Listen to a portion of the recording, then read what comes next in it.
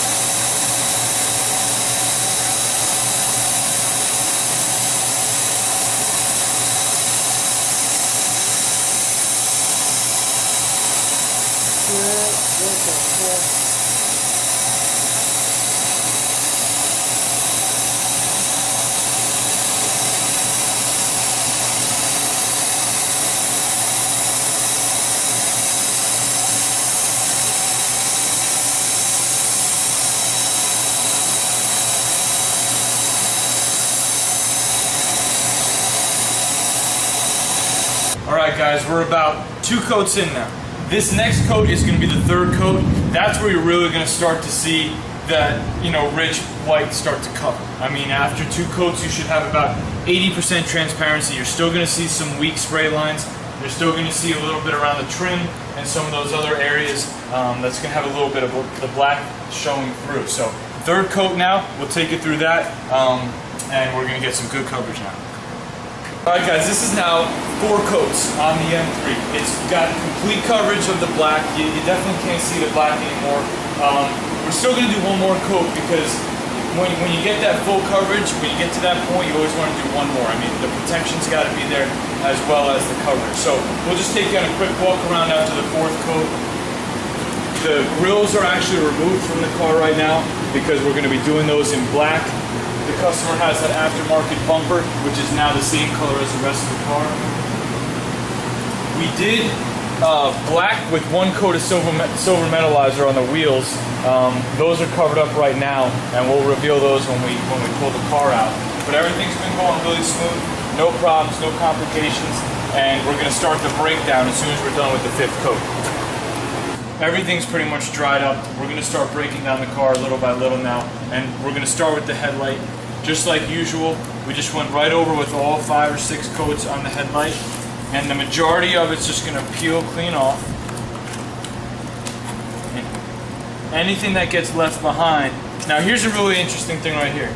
This is exactly what you want to watch out for. Our headlight here has bonded just a little bit with the fender of the car, and you always want to look at things before you peel them. Now I could probably pull on this and there's a 50% chance that it'll just do a clean break, but what I'm going to do is I'm going to get an X-Acto knife and I'm going to make a cut there, because the worst case scenario, if I go ahead and start to peel that and there's a connection there that's strong enough, it's going to lift up the dip from my fender, and we really don't want to redo the fender at this point.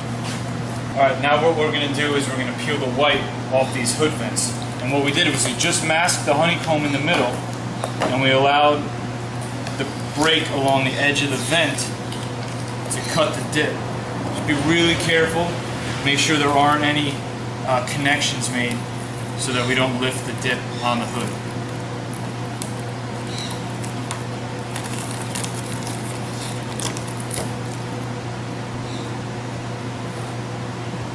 Anything that got through, you can just rub right off.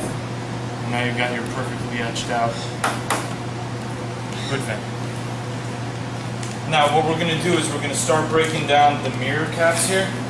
And we covered that joint for obvious reasons. It's really going to save us a lot of time so we don't have to get any dip out of that joint. And then just use the tape line as a starting point and peel back around from there. The customer wanted the entire mirror housing to be black, but the mirror cap to remain white. We're going to use the lines already on the mirror to cut those.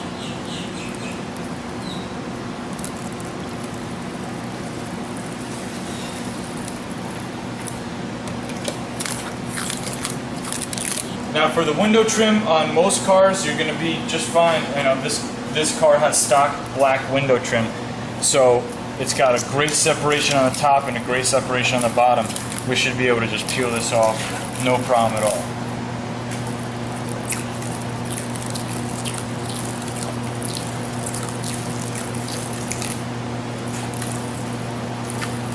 Guys, this is the finished product. We've done 6 coats on the what used to be black M3, which is now a matte white M3. So I'm going to walk you around the car real quick. We pulled out the black vents in the hood.